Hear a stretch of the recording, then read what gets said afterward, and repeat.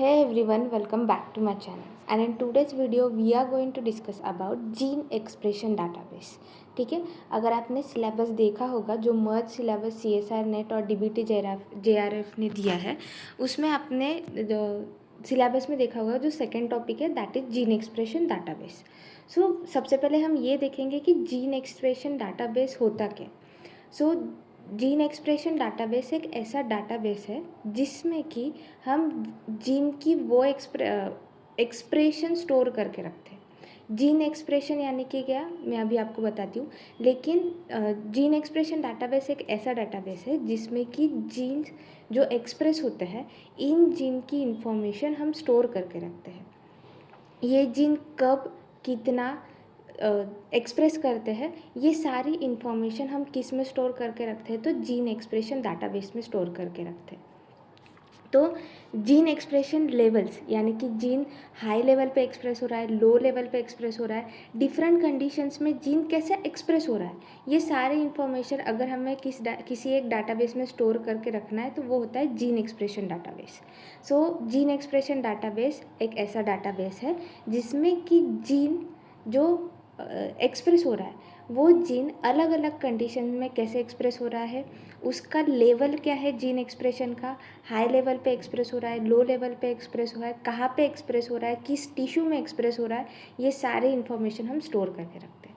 तो जिन्हें नहीं पता कि जीन एक्सप्रेशन का क्या होता है, सो जीन एक्सप्रेशन क्या होता है, तो जैसे आप सबको पता है सेंट्रल डोग्मा. सो जो डीएनए होता है, डीएनए में से जो इन्फॉर्मेशन होती है वो ट्रांसक्राइब होकर किस में जाती है, तो आरएनए बनता है. आरएनए में भी सारे जीन जो होते हैं, कुछ एमआरएनए बनाते हैं, कुछ आरआरएनए, कुछ टीआरएनए. सो डीएनए की इन्फॉर्मेशन जो मोस्टली जीन एक्सप्रेशन डाटाबेस में जो स्टोर होती है वो किस फॉर्म में होती है, तो एमआरएनए के फॉर्म में होती है मेनली. तो डीएनए की जो इन्फॉर्मेशन है वो ट्रांसक्राइब होकर आरएनए में आती है, और आरएनए में भी स्पेसिफिक एमआरएनए जो होता है, एमआरएनए का ही जो इन्फॉर्मेशन है वो ही जीन एक्सप्रेशन डाटाबेस में स्टोर करके रखता है. बाद में हमें पता है एमआरएनए से इन्फॉर्मेशन किस में ट्रांसफॉर्म होती है, तो प्रोटीन में ट्रांसफॉर्म होती है बाय ट्रांसलेशन प्रोसेस. तो इस तरह जीन का एक्सप्रेशन होता है, that is what is known as gene expression. DNA की इन्फॉर्मेशन ट्रांसक्राइब होती है आरएनए में. In case of gene expression database हम एमआरएनए का इन्फॉर्मेशन स्टोर करके रखते हैं. उसके बाद एमआरएनए का जो इन्फॉर्मेशन है वो ट्रांसलेट होती है प्रोटीन में. So that's how the gene expression works. So I hope आपको जीन एक्सप्रेशन डाटाबेस क्या होता है वो समझ में आ गया होगा, जिसमें कि जीन जो एक्सप्रेस होता है वो जीन अलग अलग कंडीशंस में कैसे एक्सप्रेस होते हैं, उसी के साथ साथ वो जीन हाई लेवल पे एक्सप्रेस हो रहा है, लो लेवल पे एक्सप्रेस हो रहा है, किस टिश्यू में वो एक्सप्रेस हो रहा है, कब एक्सप्रेस हो रहा है, ये सारी इन्फॉर्मेशन जब हम किसी डाटाबेस में स्टोर करके रखते हैं उस डाटाबेस को हम कहते हैं जीन एक्सप्रेशन डाटाबेस. सो ये तो हो गई इन डेफिनेशन कि जीन एक्सप्रेशन डाटाबेस होता क्या है. तो अब जो जीन एक्सप्रेशन डाटाबेस है उसमें क्या क्या इन्फॉर्मेशन आपको मिलती है. तो सबसे पहले आप जो भी जीन आइडेंटिफाई करना चाहते हो, जो भी जीन की इन्फॉर्मेशन आपको चाहिए, वो जीन की एक आईडी होती है, एक यूनिक आईडी उस जीन को प्रोवाइड की जाती है जीन एक्सप्रेशन डाटाबेस में. उसके बाद आपको प्रोवाइड किया जाता है एक्सप्रेशन लेवल.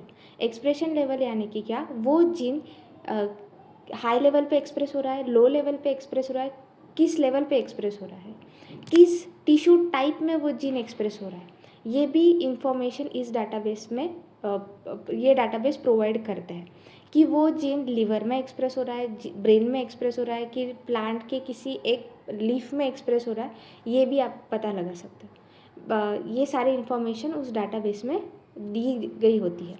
बाद में एक्सपेरिमेंटल कंडीशन यानी कि डिफरेंट, अगर हमने कोई एक्सपेरिमेंट परफॉर्म किया तो डिफरेंट कंडीशन में वो जीन कैसे परफॉर्म करता है. फॉर एग्जांपल एक कंडीशन दी गई है और उस कंडीशन में जीन लो एक्सप्रेस कर रहा है, दूसरी एक कंडीशन है उसी कंडीशन में वही जीन हाई एक्सप्रेस कर रहा है. सो एक्सपेरिमेंटल कंडीशन की ये जीन डिफरेंट कंडीशंस में कैसे एक्सप्रेस कर सकता है.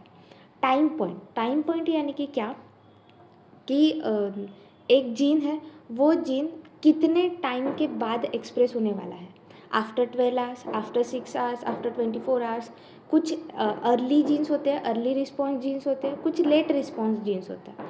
तो पर्टिकुलर जीन कब रिस्पॉन्ड करेगा, एक कंडीशन आने के बाद वो पर्टिकुलर जीन कब एक्सप्रेस करेगा, तो उसके लिए होता है टाइम पॉइंट। बाद में आता है जो नेक्स्ट इन्फॉर्मेशन दी जाती है डाटाबेस में, वो होती है प्लेटफॉर्म यूज़। यानी कि अभी मैंने आपको बताया कि जीन के एक्सप्रेशन की इन्फॉर्मेशन हमें इस डाटाबेस से मिलती है कि जीन हाई लेवल पे एक्सप्रेस हो रहा है, लो लेवल पे एक्सप्रेस हो रहा है, किस टिश्यू में एक्सप्रेस हो रहा है, डिफरेंट कंडीशन में वो कैसे एक्सप्रेस हो रहा है। तो जीन एक्सप्रेशन को हमें पता भी लगना होगा कि कैसे, कितने अमाउंट में वो एक्सप्रेस हो रहा है, हाई लेवल पे, लो लेवल पे, तो वो लेवल हमें कैसे फाइंड आउट करनी होगी। तो उसके लिए हम कुछ प्लेटफॉर्म्स यूज़ करते हैं, माइक्रो अरे एंड आरएनए सीक्वेंसिंग, जिसकी मदद से हम पता लगा सकते हैं कि जीन किस लेवल पे एक्सप्रेस हो रहा है। उसी के साथ साथ मेटा डाटा भी प्रोवाइड किया जाता है। मेटा डाटा यानी कि डाटा ओवर डाटा, यानी कि ये सारी इन्फॉर्मेशन, ये सारा डाटा तो प्रोवाइड किया ही जाता है उस डाटाबेस में। उसी के साथ साथ वो जीन किस ऑर्गेनिज्म से लिया जाता है, वो सारी इन्फॉर्मेशन, उसे ही हम कहते हैं मेटा डाटा। ये सारी इन्फॉर्मेशन उस डाटाबेस में हम डाटाबेस वो प्रोवाइड करता है। So let's discuss all this content. जो ये जो सारे कंटेंट है, ये सारे कंटेंट जो जीन एक्सप्रेशन डाटाबेस प्रोवाइड करता है, ये सारे कंटेंट हम एक एक करके डिटेल में देखते हैं। तो सबसे पहले जीन आईडी। जीन या आईडी यानी कि क्या, जो भी जीन है उस जीन को एक यूनिक आइडेंटिफाइंग आईडी दी जाती है, ठीक है।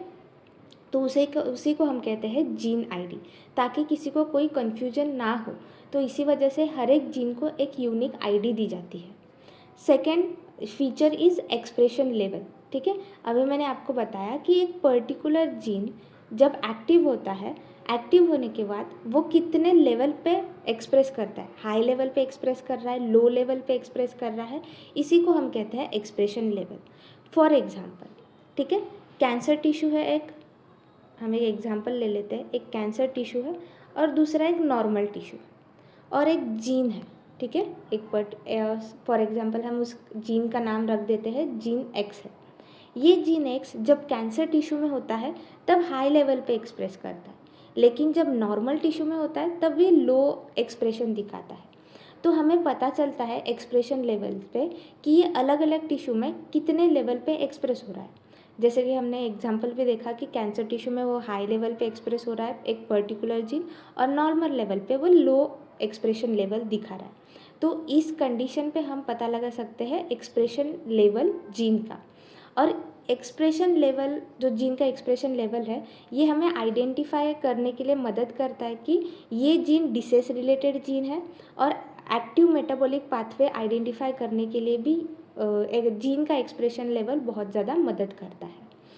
So next information is tissue type, यानी कि जो जीन है वो जीन किस स्पेसिफिक टिश्यू में एक्सप्रेस हो रहा है, ये भी इंफॉर्मेशन प्रोवाइड की जाती है जीन एक्सप्रेशन डाटाबेस में, कि वो पर्टिकुलर जीन किस टिश्यू में एक्सप्रेस हो रहा है। वो ब्रेन में एक्सप्रेस हो रहा है, लीवर में एक्सप्रेस हो रहा है, प्लांट के लीफ में एक्सप्रेस हो रहा है, कि रूट में एक्सप्रेस हो रहा है, ये भी हम पता लगा सकते हैं। फॉर एग्जाम्पल, हम एक एग्जाम्पल ले लेते हैं। अब हीमोग्लोबिन का एक जीन है। अब हीमोग्लोबिन का जीन किस में एक्सप्रेस होगा, तो ब्लड सेल्स में एक्सप्रेस होगा, वो ब्रेन में एक्सप्रेस नहीं होगा, ठीक है। वो ब्रेन में एक्सप्रेस नहीं होगा, वो ब्लड सेल्स में ही एक्सप्रेस होगा। तो कुछ जीन कुछ टिश्यू के लिए स्पेसिफिक होते हैं, ठीक है। जैसे हीमोग्लोबिन जीन ब्लड सेल्स के लिए स्पेसिफिक है, वो वही एक्सप्रेस होगा।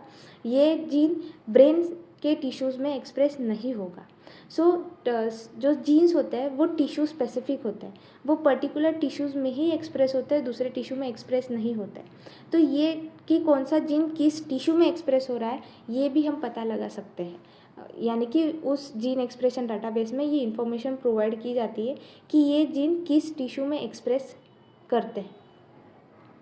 बाद में आता है एक्सपेरिमेंटल कंडीशंस, ठीक है। अब एक पर्टिकुलर जीन है, वो पर्टिकुलर जीन डिफरेंट कंडीशन में कैसे एक्सप्रेस होता है। फॉर एग्जांपल, अगर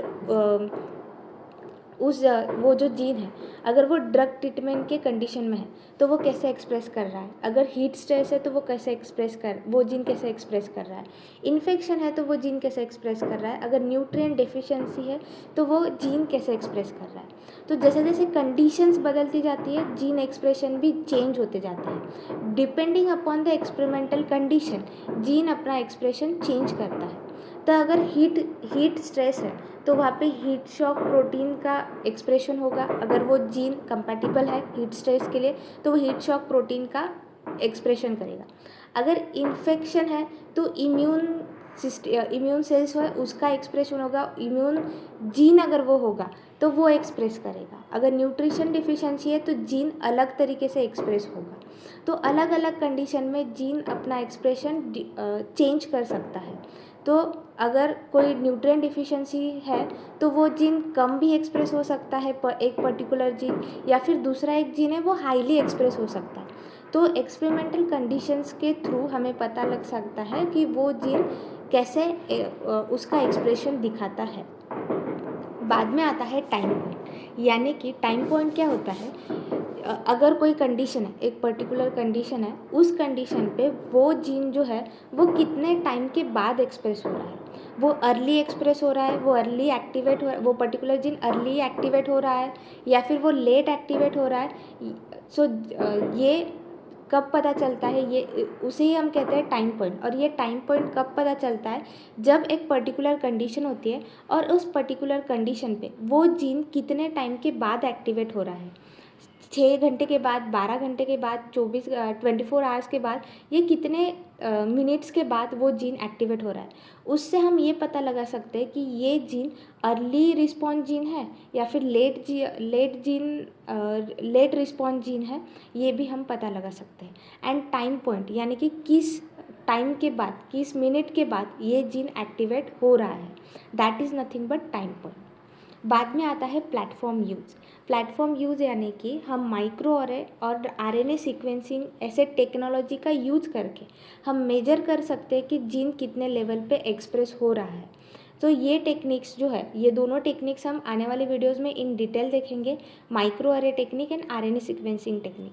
ये टेक्निक जनरली यूज़ किए जाते हैं to measure the gene expression, gene कितने लेवल पे एक्सप्रेस हो रहा है, ये डिटेक्ट करने के लिए हम ये दोनों टेक्नोलॉजी का यूज़ करते हैं। बाद में आता है मेटा डाटा। मेटा डाटा यानी कि डाटा ओवर डाटा। अब तक हमने जो डाटा देखा था वो तो इन्फॉर्मेशन जीन एक्सप्रेशन डाटाबेस हमें प्रोवाइड करता ही है, लेकिन उसके साथ कुछ एक्स्ट्रा इन्फॉर्मेशन भी हमें प्रोवाइड करता है जिसे हम कहते हैं मेटा डाटा। यानी कि वो जीन किस ऑर्गेनिज्म का है, ह्यूमन का है, माउस का है, प्लांट का है या फिर कोई अदर ऑर्गेनिज्म का है, उस ऑर्गेनिज्म का age, gender, treatment details, experimental protocol and lab condition, ये सारे इंफॉर्मेशन उस ऑर्गेनिज्म के रिलेटेड हमें प्रोवाइड किया जाता है। यानी कि ट्रीटमेंट डिटेल्स यानी कि क्या, वो जीन डिफरेंट ट्रीटमेंट कंडीशन में, डिफरेंट एक्सपेरिमेंटल कंडीशंस में वो कैसे रिएक्ट करता है, कैसे एक्टिव होता है, कितने लेवल पे वो जीन एक्सप्रेशन दिखाता है, ये सारी इंफॉर्मेशन मेटा डाटा में आती है। ठीक है, सो आई होप आपको जीन एक्सप्रेशन डाटाबेस अच्छे से समझ में आ गया होगा। इस वीडियो में हमने सिर्फ ये देखा है कि what is gene expression database, और उसी के साथ साथ जो इन्फॉर्मेशन ये डाटाबेस प्रोवाइड करता है, ये सारी इन्फॉर्मेशन, ये सारा कंटेंट हमने इन डिटेल डिस्कस किया है। आने वाले वीडियोज़ में हम ये देखेंगे जो प्लेटफॉर्म यूज़ है, जो माइक्रो अरे और आरएनए सीक्वेंसिंग है, ये इन डिटेल हम डिस्कस करेंगे कि ये दोनों टेक्नोलॉजी कैसे यूज़ करके जीन एक्सप्रेशन लेवल को हम मेजर कर सकते हैं। ठीक है, so that's it for today's video. If you have any doubt regarding the gene expression database, do let me know in the comment section down below. Thank you.